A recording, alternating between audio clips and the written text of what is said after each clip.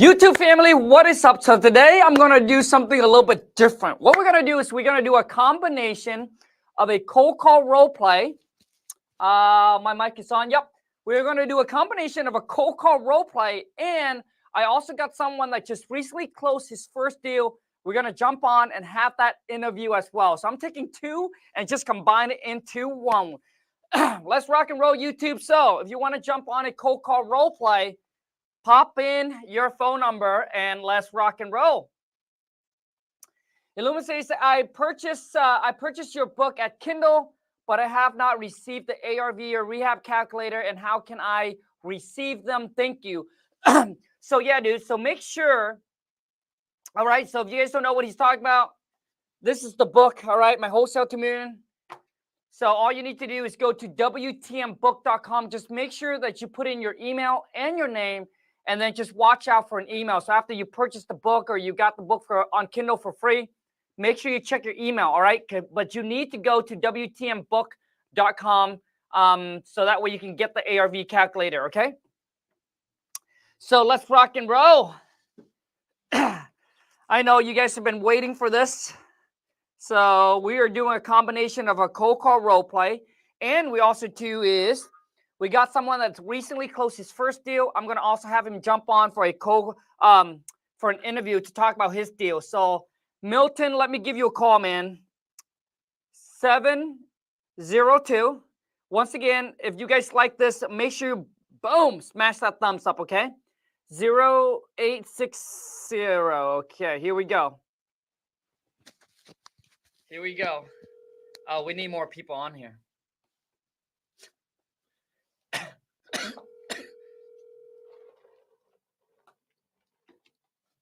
Hello, this is Milton with On Property Solutions. How can I help you? Yeah, hey, I got a house here that I'm interested in selling. You guys buy houses? Yes, we do. We do buy houses. May Look at that address you said you're interested in selling? Yeah, 123 Main Street.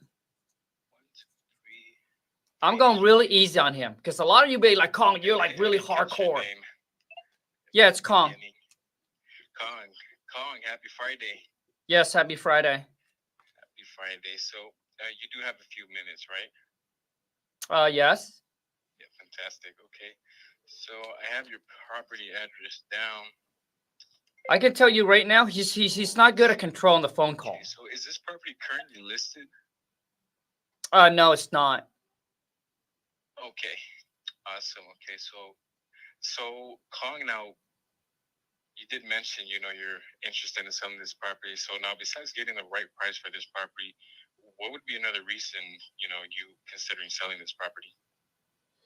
I mean, it's been a rental for like over 15 years.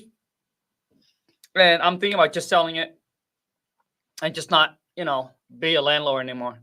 Just kind of tired of it. Yeah, I do understand. I know how that goes. A lot of situations with those renters.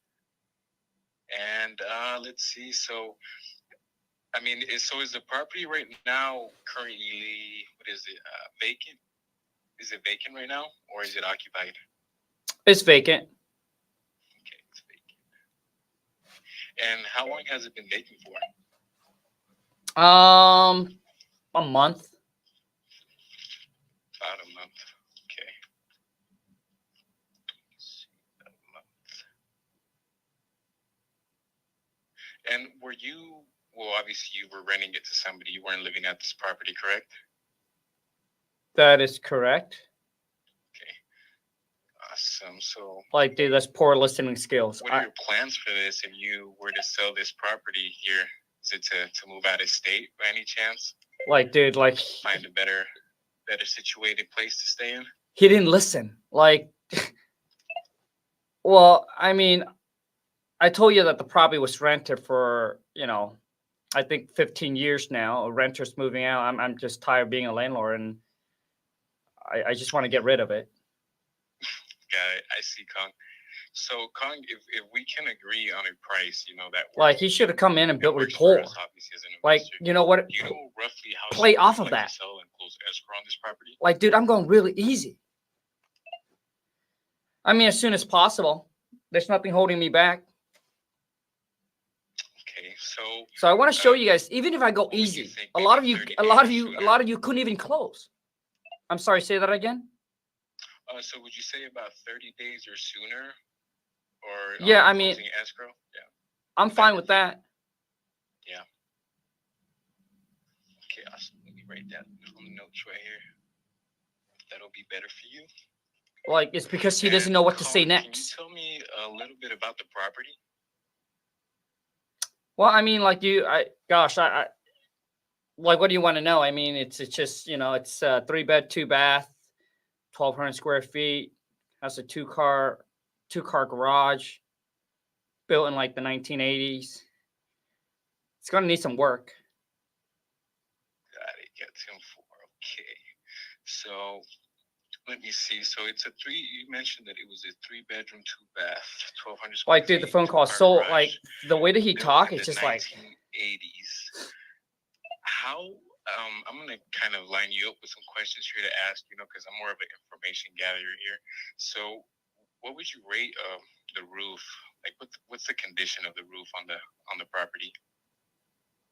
I think the roof is fine. There's nothing wrong with it. There's no leaks. No leaks. Okay. Do you know roughly the age of the roof by any chance?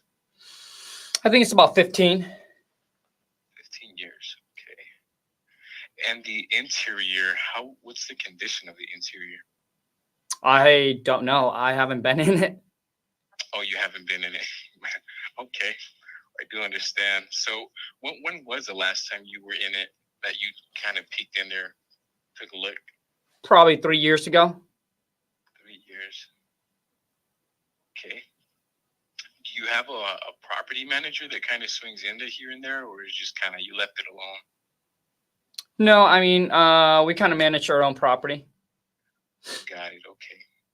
Okay, so you wouldn't happen to know if there's anything left in there from the renters, that left?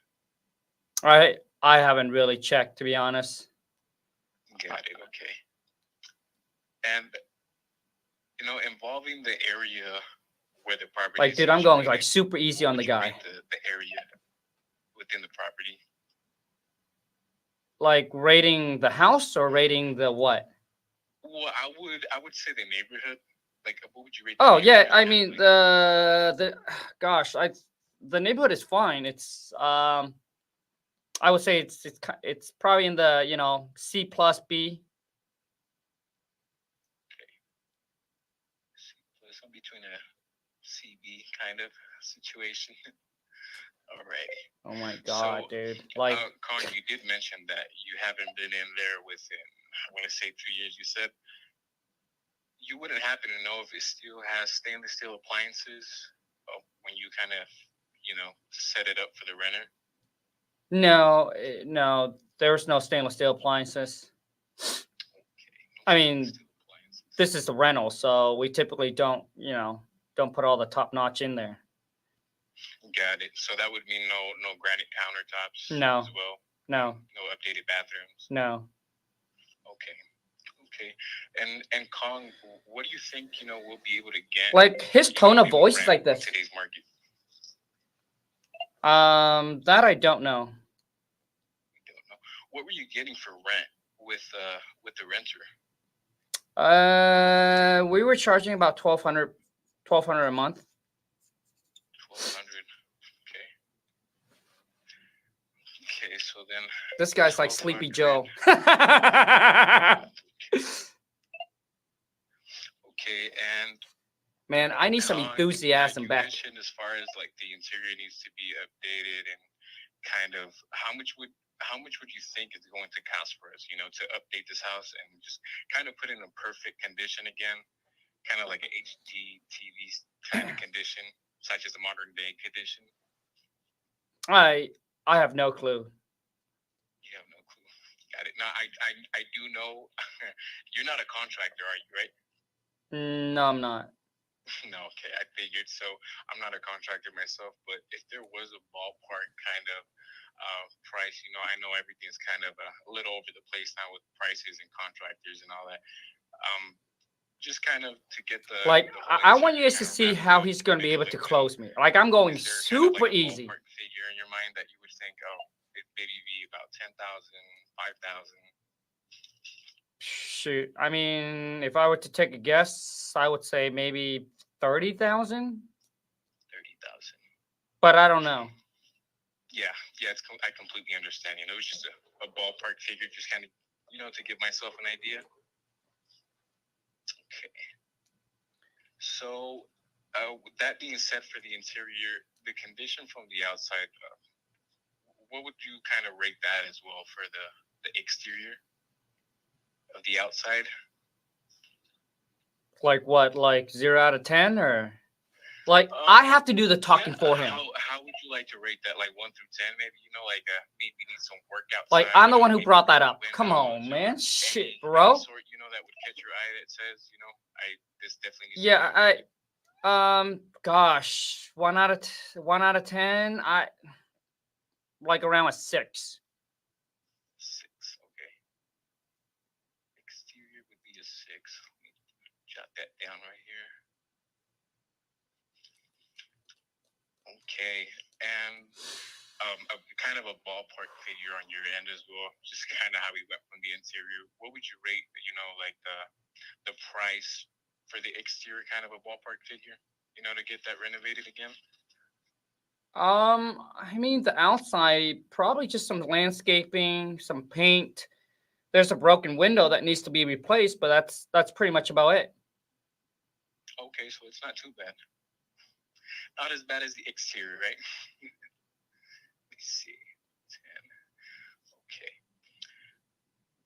10. Okay, so I got about maybe like an interior kind of an estimate of 30K, maybe, you know, well, interior 30K, exterior I would want to say about 5 to 10,000 just to get it, you know, looking good again. So now, Khang, what would you think, you know, the property is worth in today's market? With all that being said, Gosh, I really haven't looked, you know. I don't really live in the area, so I don't know. got it. Okay. You wouldn't, let me see. So since you haven't kind of swung, you know, around the area, you wouldn't know what the excess value of the taxes are? The tax assessed value that I got, gosh, I think it's like right around 160 or so. 160. And was that this year? Tax assess? Yep, it was. Yeah. Okay, 160. Okay, let me jot that down here on my notes right here. And so, judging from that tax excess, what would you think, you know, the property is worth, Khang? I have no clue. Like I said, You have no idea. I haven't really looked, and I don't really live in the area, so I don't know. I mean, I figured that you guys are the professional, and that's why I give you guys a call. Figure that you guys probably, you know, probably do a little bit of research and figure out how much it's worth, and you know, I would like to get an offer on it if possible. Yeah, for sure. And I do understand, Khang. You know, we typically go through like a kind of like a vetting process, you know, just to get, you know, like I gather the information so that we were able to come with a fair and intelligent offer to you. So sorry, you know, to kind of blast you with all these questions. Yeah, I mean, like I just want to know is typically how soon can you guys give me an offer on my house? Oh yeah, most definitely. So Khang, we're gonna gather this information. I'm gonna bring this up, you know, to my team. I gotta present them with all the information to the property, and that's how we evaluate your price for the property. And now, now that you mentioned, you know, the tax excess value, which is 160,000, is that in an as-is condition, or after we fix it up and put it in perfect condition? Well, I mean, like I said, I don't know how much the property is worth. All I know is that the tax assessed value said it's 160. So I figure that must be an as-is condition. I don't know. Yeah. Okay. Completely understand. Okay, So so you see, that does not answer the question. Typically, I would have come back. I would say, yeah, you know what? Typically, the tax assessed value, that 160 is probably based on the current condition of the property. 160, you would say off of the tax. What would you think would be worth? Because a lot of times you want to educate the seller a little bit to gain that trust. I'm sorry. Say that again. Oh, I said, judging off of the 160 tax excess that you got, what would you think? The property would be after we spend the rehab and put it in perfect condition again. I told you 3 times already, I don't really know. And that's why I'm calling you guys, is hopefully that you guys can make me, an offer on the property and maybe tell me what my property's worth. Got it, Khang. Khang, so I'm right here in front of the computer and I have this property looked up. I know you haven't. Let's see how he closed. You mentioned me that you wouldn't know what the price is for the property. Just by any chance, you wouldn't know maybe what if any property around the area is sold for, maybe, just to kind of get an idea, maybe like a next door, down the street kind of property. I have no clue. Like I said, I haven't really looked. And I don't live in the area, so I don't really know what things are going for. I just know the tax assessed value is 160. 160, okay. And Khang, so you're saying it's 160. What are you looking to get for this property? I mean, like as much as possible. Absolutely, right? $1 million would sound good, right?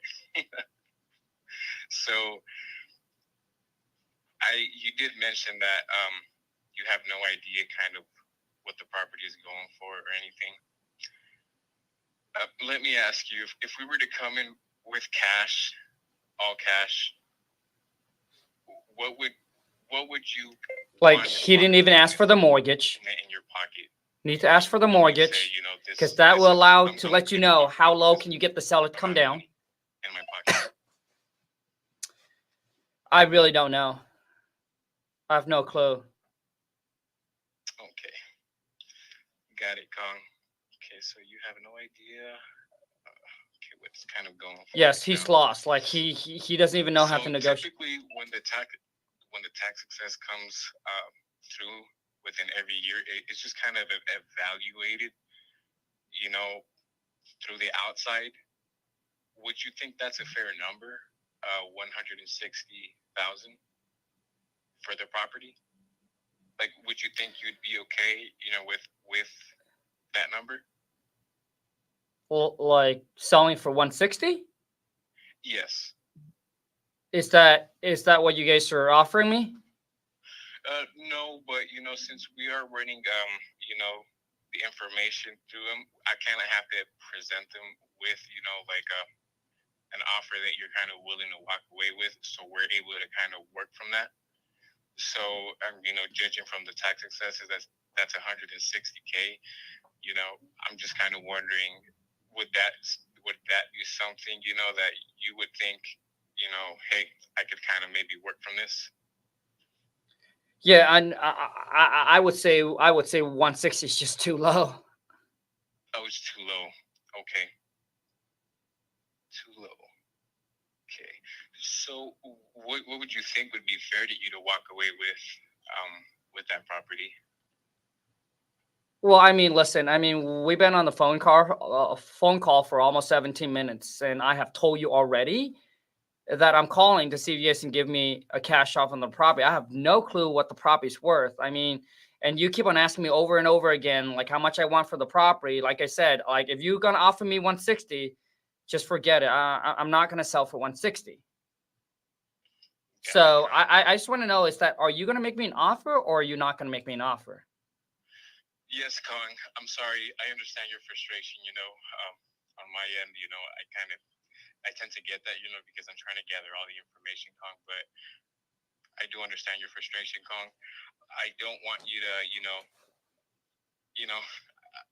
get out of like I'm going really easy, and the guy doesn't. Khang, we can get you an offer, but you're saying that 160 is too low, and I was just trying to get an idea, what would be a good walk away? Yeah, well, like, pocket? I know that, but you've been asking me that 4 times, and I said I don't know what the property's worth. I don't live in the area. I just know that I got the tax assessed value that said it's 160. All right. Typically, I know, right, from friends that typically, the tax assessed value is way lower than what the property's worth. So Yep. I am not going to sell for 160. So are you guys going to make me an offer or not? Yeah. Okay, Khang. Absolutely. Then what's your guys' offer? Khang, I have to ask you just a bit more questions in order to give you that answer. For this property, Khang, is there a mortgage that we would need to pay off on this property? Yes. Do you mind sharing that mortgage with me, Khang? Well, I mean, like, that's none of your business. Khang, I got it. I do understand it. I understand that it's none of my business, but in order for me to calculate the offer that we bring to the table, I would have to know the mortgage. That way, if we have to take care of that, we obviously, it has to go along with the offer that we give you, if that's okay. So, would you mind sharing the mortgage with me? No, I mean, like I'll be the one who's paying off the mortgage. Like, I just want to know is what are you guys willing to pay for my property? And it seems like we're just going around in a circle, and you're just not willing to make me an offer on it. Khang, I am sorry. I understand, like I said, your frustration. I just kind of get all this retaliation here back and forth. Dude, done, dude. I just can't take it anymore. Dude, I'm trying to breathe. You see, like, his tone of voice is like this. There was no rapport building. Like, dude, like, your tone of voice, bro, is like, come on, man, shit. Right? Hey, so when I called in, right, dude, I'm trying to go easy. Right? Oh, I got you. Okay. So you own the property for 15 years. All right. Renter moves out. Right? And now you just want to sell and be done with it. Correct? I feel you. I was there. All right. So, okay. So, dude, now I'm going to interview. Hold on a second. I'm going to bring on a gentleman here. We're going to do an interview really quick here because I can't do this. Oh, shoot. This guy's from, This guy from CG you met in Tampa, and he sent you a link on him and a link on IG. Oh, yes. I think Tampa. I can't remember. Okay, well, screw it. I don't even know who we're interviewing today. Forgot. But do you guys see what I'm on? Do you guys understand what I'm saying here? It's a lot of you, when you get on the phone call, you just don't know what to say. All right. You don't know how to handle the objections. You don't have to control the phone. And what happened is you're going to end up losing out on opportunities. Make sense?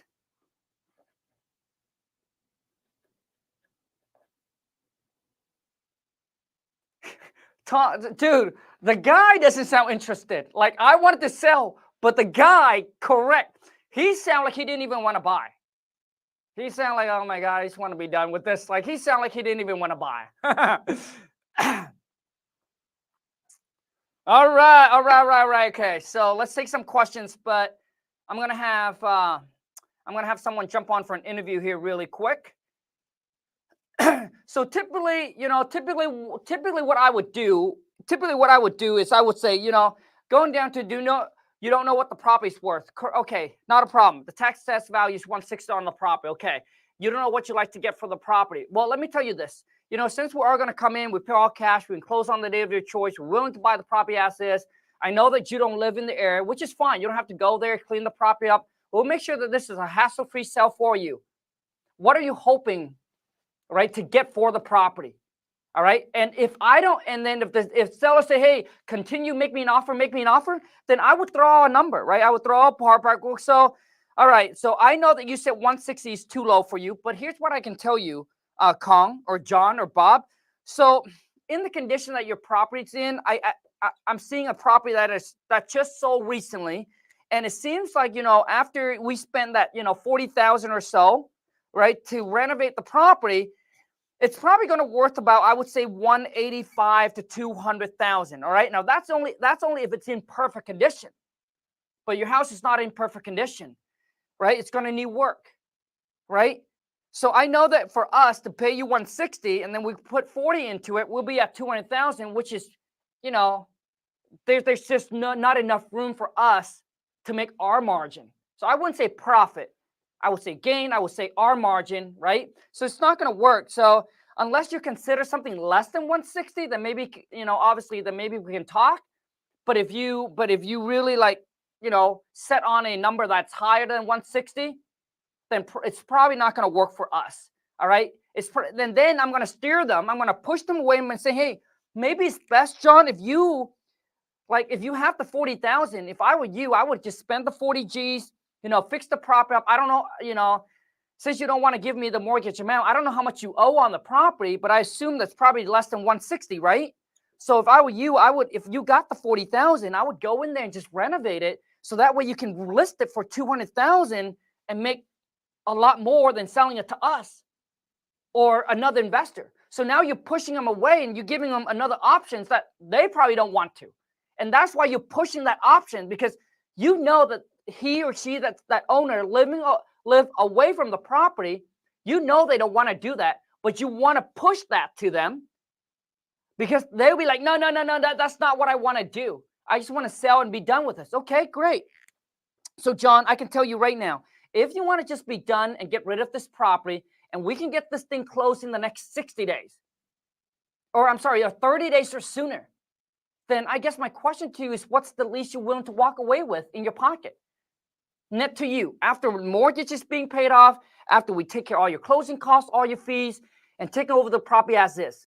And then I circle back around. So now you're pushing them away with the pain of them coming up with 40K to rehab the property, which they don't want to. And then they say, no, I don't want that. And then now you come back with your offer, right? How you be like, hey, you don't have to worry about that then. Let us deal with it. But we can't pay you the 160. And that's how you do it. All right. So a lot of times it's about providing the seller with another option, with another solution that you know that they're not going to do. Because if they would have done it, they would have done it already instead of calling you. Right? There you go. Otherwise, you sit there, you just keep fighting back and forth with the seller. Oh, yeah, you keep on asking the seller again. It's just going to cause an issue. Make sense? Does that make sense? Okay. Oh, my gosh. Is he on yet? Okay, I'm still waiting. Yes, that is correct. You build up more frustration, right?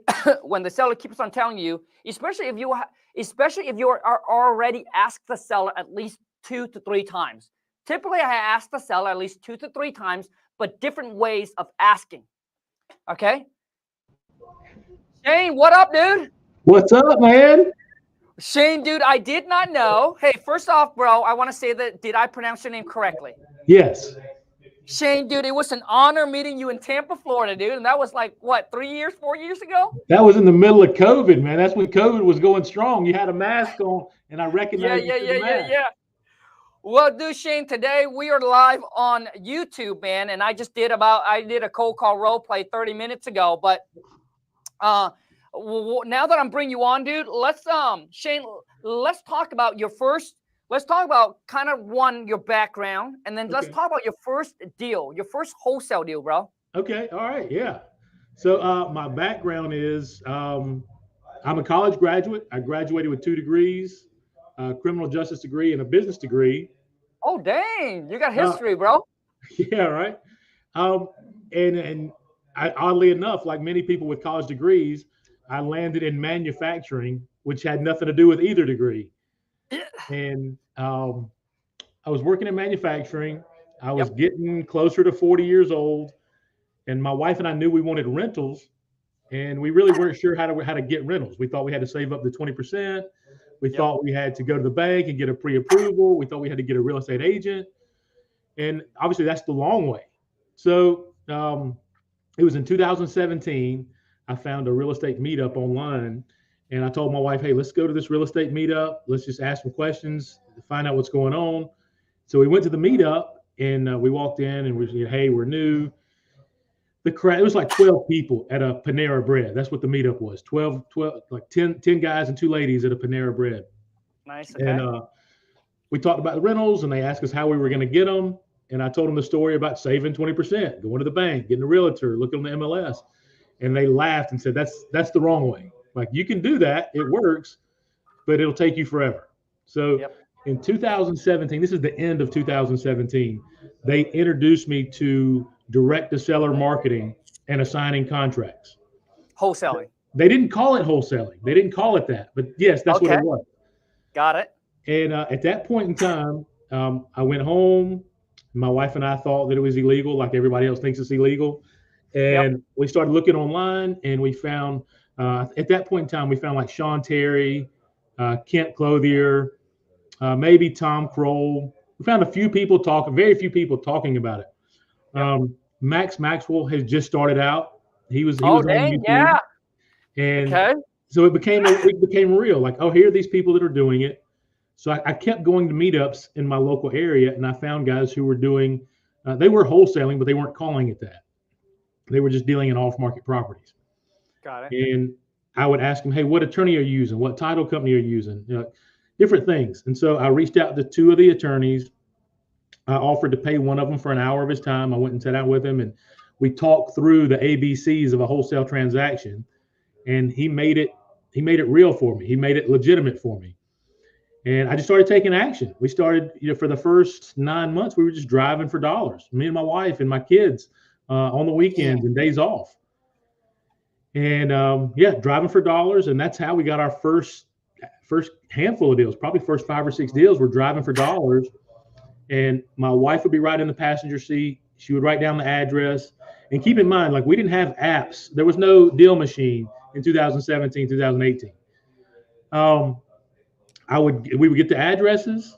We would go home. I would look online, like at the county records, like who owns it? Where does the tax bill get sent? Then we used like Fast People Search and Been Verified. Just kind of there was no mass. If there was mass skip tracing, I didn't know about it. So I was looking for phone numbers one by one by one. And basically I was making my own spreadsheet. Here's the property. Here's the owner. Here's 3 or 4 phone numbers that could work. And I would go to my job and I would call from the JOB. I would call. I was working 3rd shift from 7 p.m. to 7 a.m. And I would start cold calling at like 7:30 from my JOB.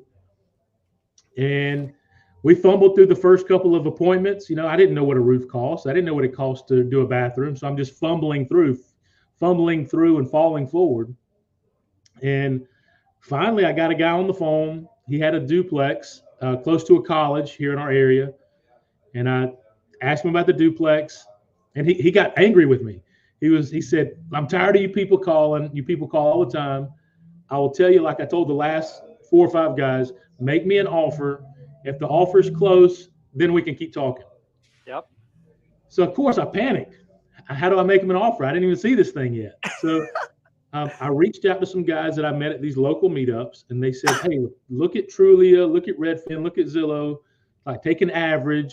And then at that point in time, they said, do the 70% MAO minus some repairs and just shoot him a number. So I did. I made him an offer on the first duplex, and he liked it. He's like, okay, we're close enough. He said, matter of fact, if you're interested in that one, I have another one that I'll sell you. And it turned into 2 deals. And went and met with him, looked at the properties, put them under contract. And keep in mind, this was still 2018. This was early 2018. Craigslist was still a thing. So I put the description on Craigslist. Hey, 2 duplexes. I put some of the details. I didn't put the addresses. I didn't put any pictures. I broke down the rent rolls, what it needed, off-market property. My phone rang off the hook. Within 4 days, I had 2 full price offers on both duplexes, and ultimately we ended up making like $48,000 on the first 2 deals. Well, the first deal was 2 deals, but we made $48,000. $48,000. And how much did that D for D cost you?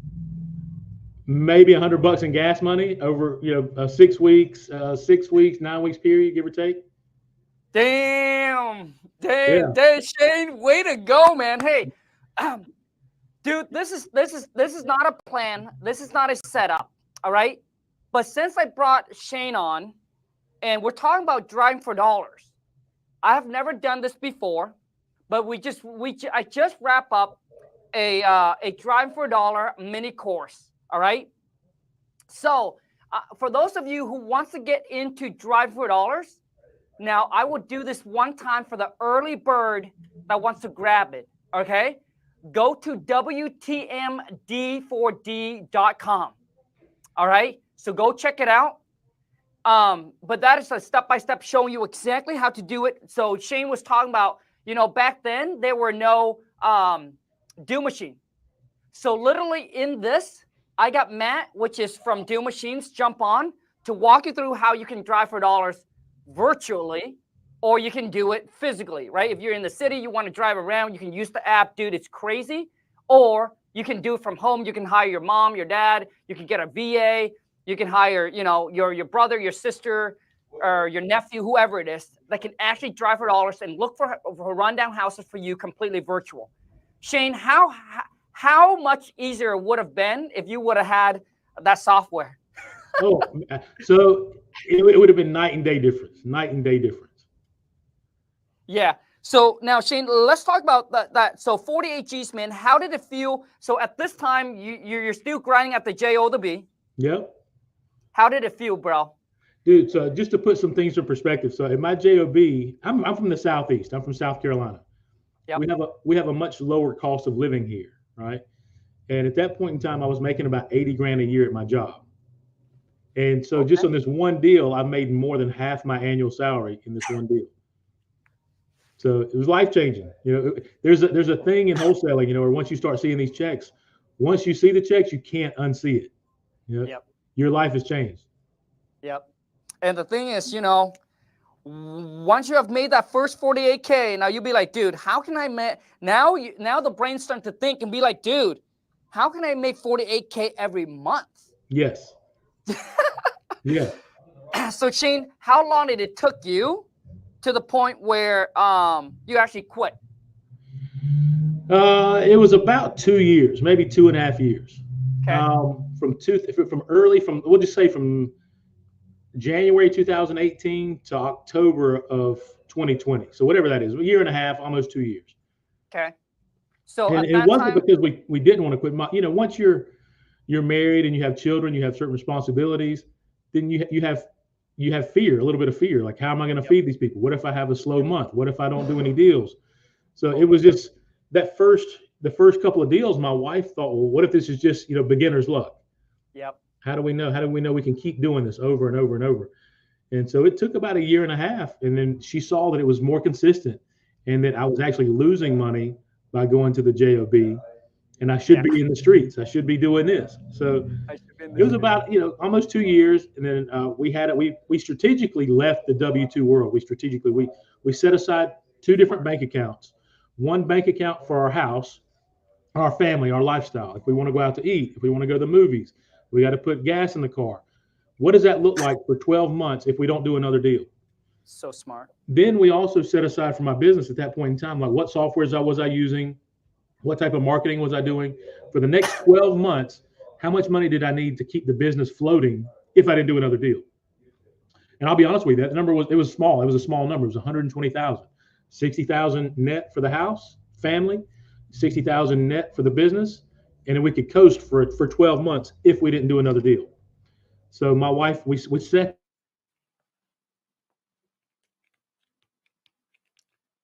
All right, we kind of froze. So I don't know if it's me or it's Shane, but we froze a little bit, but we'll be back. Yeah. So we set aside that money, and we set aside the goal in March of 2020.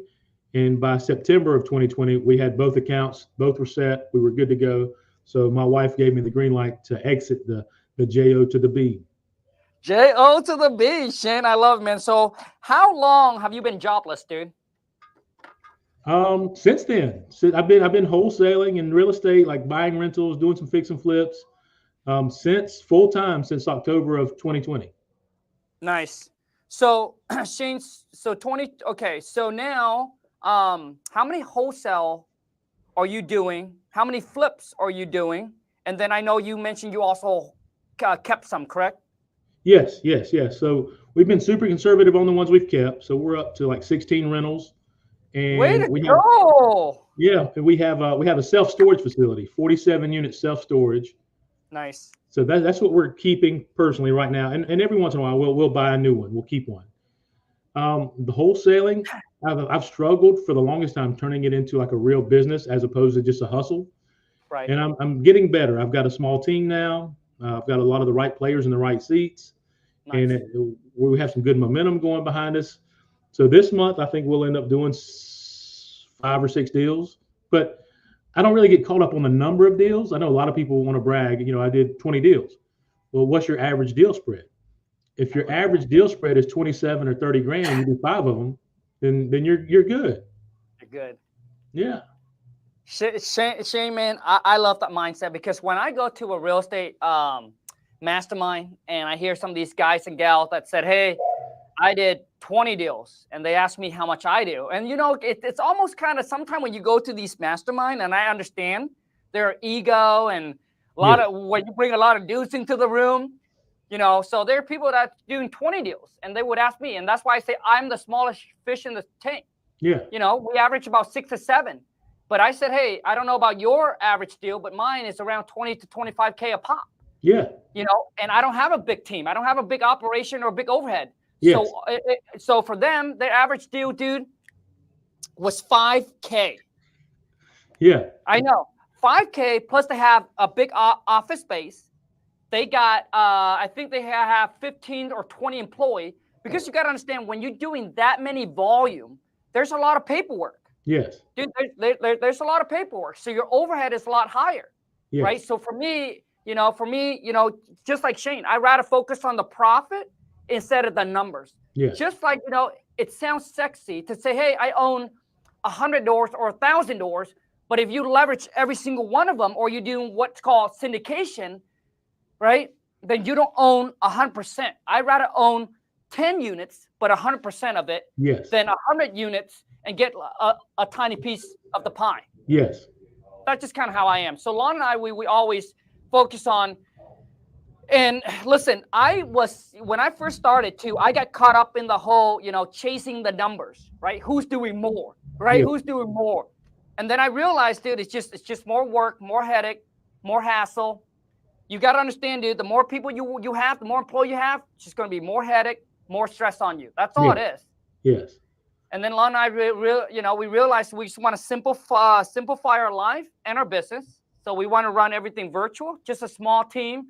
Yeah. I'm happy. You know, Shane, I did an interview with my partner Alex, who helps me run my Wholesale to Million Academy. And honestly, Shane, I don't care what states you live in. If you can make $20,000 a month, and that's just one deal, one wholesale deal, that's all. Yeah. If you can make $20,000 a month just with one wholesale deal, dude, you can live a very, very comfortable life. Yes. Yes. You know, and you still be able to save a boatload of money. So let's just say 10,000 goes to your mortgage, your car, eating out, travel. Dude, you can still save 10 G's. Now, let's just say you want to spend 15K a month. If you spend 15K a month, dude, you're living pretty good. You still be able to save $5,000. Yes. So as of right now, I think in any city, in any state you live in, you know, the 10,000 is going to be tight, right? If you're in New York, you're in California, that 10K a month is going to be tight. But I think the 20K number right now, dude, it sounds very good. And the reason I point that out, because I believe every single one of you, you know, it's going to be hard for, I think, majority of you to hit that. Hey, Khang, I want to do 50,000 a month or 100,000 a month. Dude, it's going to be rare. Those people that hits those mark are rare. Yeah. But I'm saying, you know, 20,000 a month, 9 out of 10 of you on here can do it. Yes. Just only take one deal. Yeah, and I want to piggyback on that too, Khang. The people and the gurus in the internet and social media, Facebook, Instagram, the guys who are saying they're doing, you know, $150,000, $200,000 a month. What they're not telling the people is they're spending $60,000, $70,000 a month in systems, data, processes, all the things they're spending money on. That's what they're not selling. So Yep. anybody's watching, they definitely need to keep that. Right now, I'll just give you an example. So ours this month, we'll probably do 5 deals. It'll Nice. probably be close to 100 grand, maybe more. But Nice. we spent 12 grand just in marketing. Then another probably 5 grand in VAs. So there's you have to know those costs too. Yep. Just like with everything else, you guys got to understand. So that's why when we go to mastermind, Shane, and it's nice to go to mastermind because that's when you go and you be transparent and people will open up. They'll lift up their shirt and they'll show you their scar because that's how you go there. You mastermind and you're able to help each other out. So they will tell you because, dude, there are guys in there, Shane, that are doing $1 million a month and they're netting, dude, 50,000. Yeah, I know it sounds crazy, but a lot of them in there, they're doing $1 million a month, but so they do a combination of wholesale, fix and flip. They got a bunch of rentals. And a lot of time when you run something like that and the market took a tank, right? The back in 22, 23, the market took a tank. So a lot of them, their whole fix and flip, dude, got freaking destroyed. So they were losing hundreds of thousands of dollars. And dude, there was a guy in there that saw his bank account went from 5 million. Like, dude, he'd been grinding for the last decade to stack away 5 mil in the bank, Shane. Dude, he saw that went from 5 mil down to 1 million. Ugh. I know, he lost $4 million. Yeah, not good. He's out there building new constructions and he's focused on like high-end millions. Like he's focused on like $1 million home, 5 million, So when you play that big of you got to understand, you guys got to make sure you like, that's why I highly suggest for those of you who wants to get into real estate, if you're new, focus on wholesaling first. And if you do want to fix and flip, cherry pick the one that's cosmetic where you can get in, get out in like simply 30 days. Yeah. Carpet, paint, like something very simple, right? Don't go for the one that needs major rehab, especially when you're new. Yeah. I'm telling you, you're going to get crushed and get eaten like a bug. Because a lot of times, Shane, people come in, people are like, well, instead of making, 25,000 on this wholesale deal, if I were to go and fix and flip it, I'll make, let's just say 75K. Yeah. But what you don't understand is when you're new into the game, that 75K could be negative 10K. Yes. Ask me how I know. Shane, when I first got in, dude, Shane, I was fearless. Yeah. I was fearless, Shane. I was taking on these 2 major rehab. One of them was a burned house. Dude was burned. So we gutted the entire thing. We went in there. We hired a guy because when it's a burn house, you got to go through a different process. That deal, I was so excited. When we went in there, Shane, we did the number. If everything worked out, I was going to make $125,000 on it, right? Okay. And it was only going to take about, I would say, 4 months of rehab. That project ended up taking me over a year and a half. And I walk away. Listen, we still walk away with, I think, 20,000 or so. But what you don't understand is during that time, I was it drained me so bad every single day. Yeah. Because I got to, babysitting these contractors, dealing with the city, it's taking a lot of my time. Yeah. So in that year and a half, if I would have just took the hassle-free wholesale and make 25K, I would have all these time just to focus on building my business up. Yeah, that's true. But obviously, but from that also too is I learned a lot. So Shane, do you have like any nightmare story, man? Yeah, I've got one. I lost 60,000. I lost 60,000 on a hotel deal. Okay. Wait, hold on, Shane. Let's talk about, for those that don't know what wholesale is, please explain. So wholesale it's a combination, let's I'll give you my version. It's a combination of wholesale and retail, meaning that you acquire the property just like you would acquire any other wholesale property, you off market directly from seller. But where it differs is you actually take it down. You borrow private money or you find money, you take title to it, you own it. Well, in a hotel, you're not really flipping it because you're not painting it or knocking walls out or putting new kitchens or new bathrooms. You're just maybe lightly freshen up lightly and then put it right back on the market. The horror story is that this particular house was in a very desirable part of town, where we're from here in the South. And I know probably 8 real estate guys who tried to get that house. Everybody wanted that house. It was a big, it was probably 2,600 square feet, brick ranch house with a basement. The yard looked like trash. It was your typical, distressed property, textbook distressed property. And nobody could get in touch with the sellers. Nobody. And finally, I was able to get in touch with the owners. They didn't want to sell it. In the first conversation, they didn't want to sell it. And the more I talked to them, I discovered that they were hoarders. They had already moved to a new house, and they were older. They were in their late 60s, early 70s, but they were embarrassed to show anybody the house. And they thought that they had to empty the house out and they had to fix the house before they could sell it. And so, us as wholesale guys, we're problem solvers.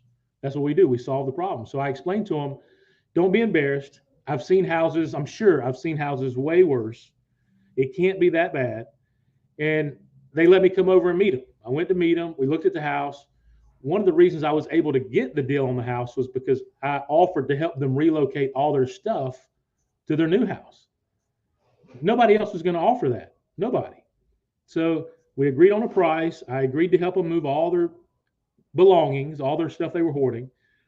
And ultimately what happened was I let my ego get in the way. I overpaid for the house simply because I wanted it. I wanted to be the guy who was able to get the house.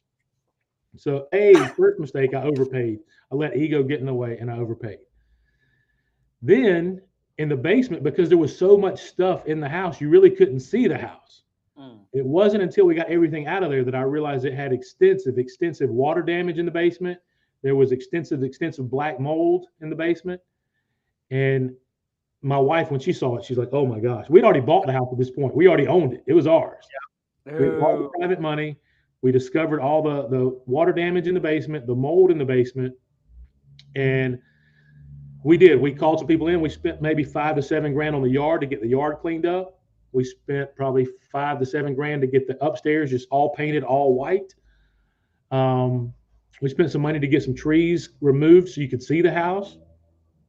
And with my holding cost, my private money cost, my insurance, the taxes, all the other little costs involved, by the time that I sold that house, I sold it for exactly what I paid for it.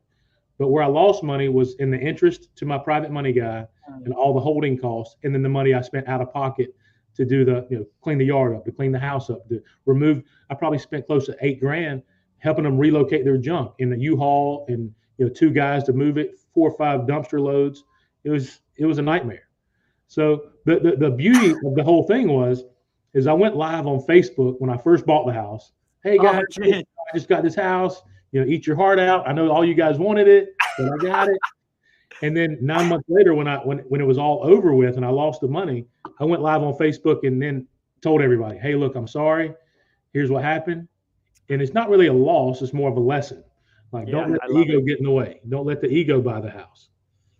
I love it, man. Shane, I mean, dude, and I think a lot of us can relate to this where when I say a lot of times something you want is so bad, like you want that thing so bad. And a lot of time when you get it, dude, it could be like the worst thing that ever happened. The worst thing that ever happened.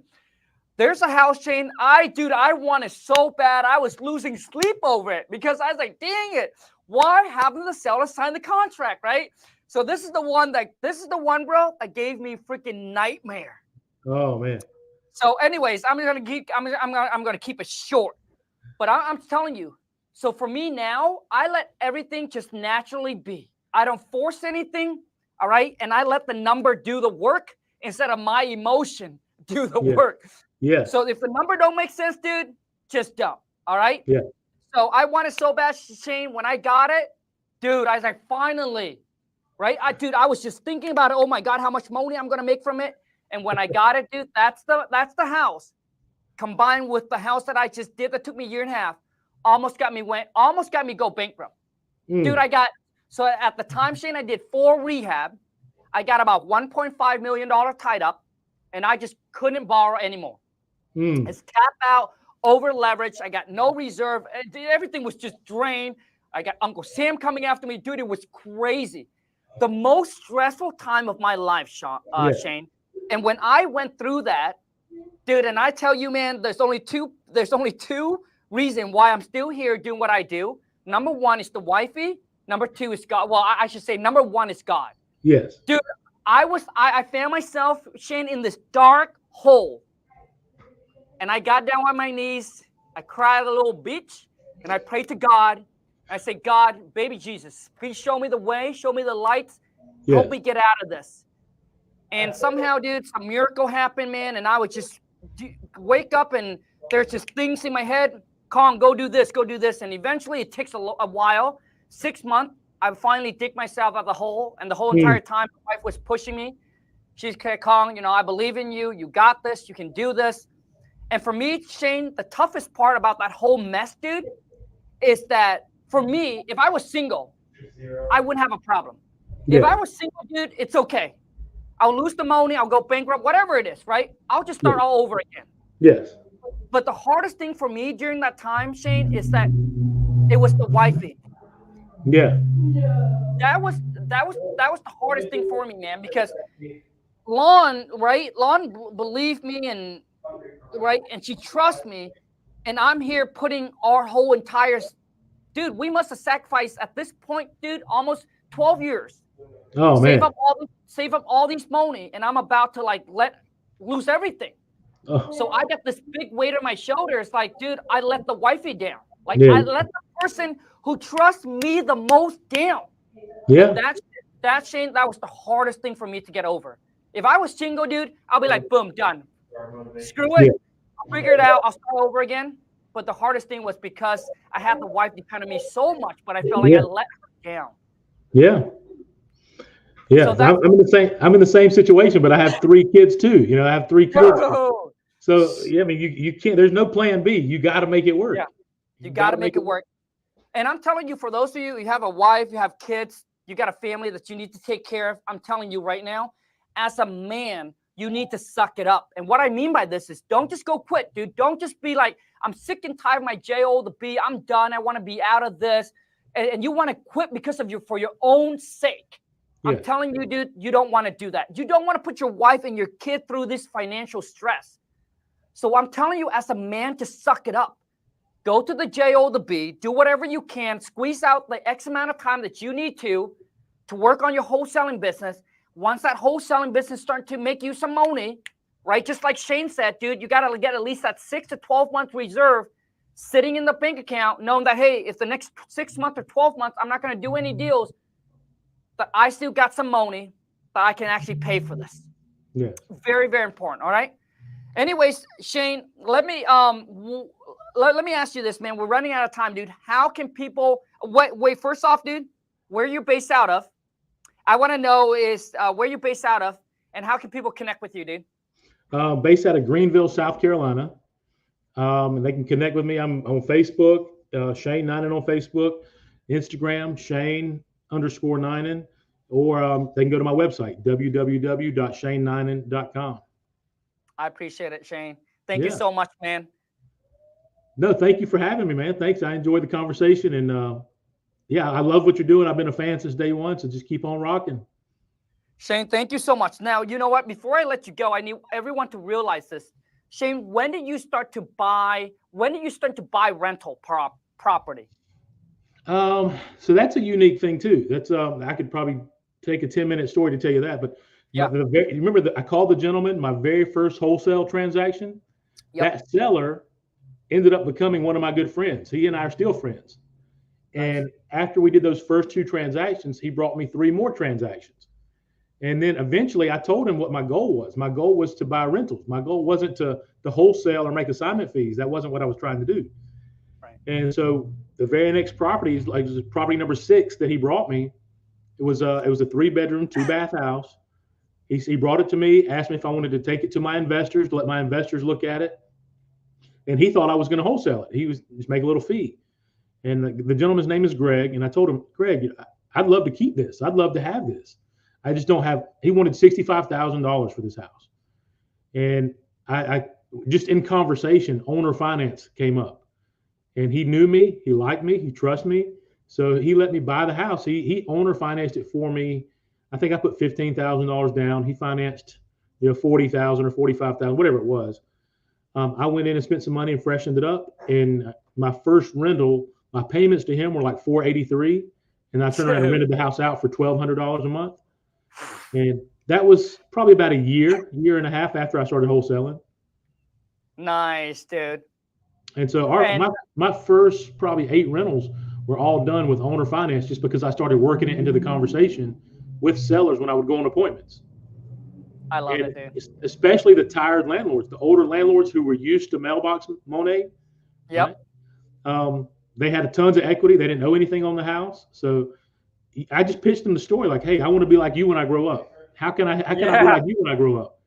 And every older landlord loves to have that, somebody stroke their ego a little bit. And they're doing something noble by teaching you. They're doing something noble by helping you. So just work it in the conversation and be as genuine as you can about it. So, yeah.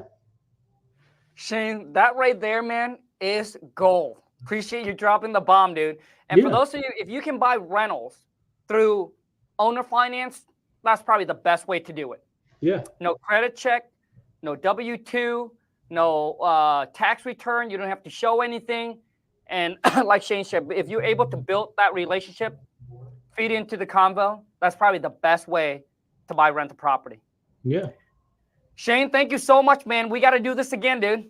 Hey, I want to show you something real quick before I leave. Sure. Yep. When I met you in Tampa, you don't remember this. When I met you in Tampa, I thanked you for your content, right? Because your content encourages, motivates, and inspires the whole thing, right? Thank you. So at that point in time, I was following you, Max Maxwell. Yep. I was listening to Steve Train. Yep. So I want to show you something. Hold on one second. I want to show you. Okay. For those of you, dude, all the guy that Shane mentioned, man, I'm extremely humble and so honored that my name gets put next to these guys, dude, because these guys are beasts. So in 2022, I was in a mastermind, and Steve came and spoke at my mastermind. And nice. I had met him twice before, and I was, all fanboy. Oh, Steve, nice, taking pictures and everything. So at one of my masterminds I was at, Steve spoke, and then I spoke right after Steve, and I kind of gave my story, how I grew up, how I got into real estate, what real estate's done for me thus far, and afterwards Steve invited me to come be on the show. So that's actually me and Steve. All right, let's see. Let's go, baby. But then on top of that, what is Steve's number one goal? When he launches his podcast, what is his goal? I think he wants to create like 100 millionaires. So I told him that because of like content like yours, content like Max Maxwell, Steve Train's podcast, helped me achieve that $1 million thing. Not only did he invite me to the show, but he gave me one of these. Oh, hell yeah. I'm part of the 100 Millionaires Club there. So Shane, yeah, he gave me the reward. Dude, congrats. That is something to be proud of, man. Yeah, it came full circle, from the guys who made the content, who encouraged me and inspired me, and I learned from your content, to actually now having these conversations and being connected to you guys. It all comes full circle. Shane, I love it, man. Congrats. Thank you so much, dude, for taking time. Come on here to do this, and I'm sure you have inspired a ton of people. And once again, hopefully it comes all the way around the circle where later on you bring them on for an interview. That's right. Yeah, absolutely. Thank you so much, Khang. I appreciate this. Yep. Thank you. Yep. Have a good one, bro. All right. Man, I did not know that was going to go down. Like, none of this is actually, like typically when I do my interview, I like it raw. I don't want to know what kind of question you ask me, right? I want everything to come straight from the heart. That is the best way to do it. Anyways, I know some of you in here who, when I do a cold call role play and someone mentioned about script. Now, it's going to cost you some money. For those of you who don't know about my badass King Kong seller script, I'll leave the link in the descriptions. Or you can just go to WTM fam. All right? Grab yourself a copy. Okay? Dude, it is the most badass script that I put together, and we use this exact same script to train all my VA up and turn them from a zero into a stone cold closer. All right? And then finally, I just want to say one last thing here. I know earlier when I mentioned about Shane said he does the driving for dollars. So I'm giving you guys, for those of you who's watching this, and I'm sure not a lot of you watch all the way to the end, but for those of you who watch all the way to the end, I got something very special for you. So I just put together a course, a driving for dollar course, just specifically driving for dollars. And this is for the early bird. I've never done anything this freaking cheap before. Go to WTMD4D.com. Regular price $497. You can grab it for $97. And I literally walk you through exactly how to use the deal machine, the software, to basically go driving for dollar and closing your first deals, D for D, gearing towards just driving for dollar specifically. The info's there. The choice is yours. I appreciate each and every single one of you that are on here. I wish you the best. And I want to tell you this. Nothing works if you don't. All right. Knowledge without execution is worthless. You got to stay committed. You got to understand that's going to take some work. And you got to keep pushing and keep going. Because a lot of time, you're only one phone call away from making $48,000. Until next time, you guys, take care. And let's go get this money.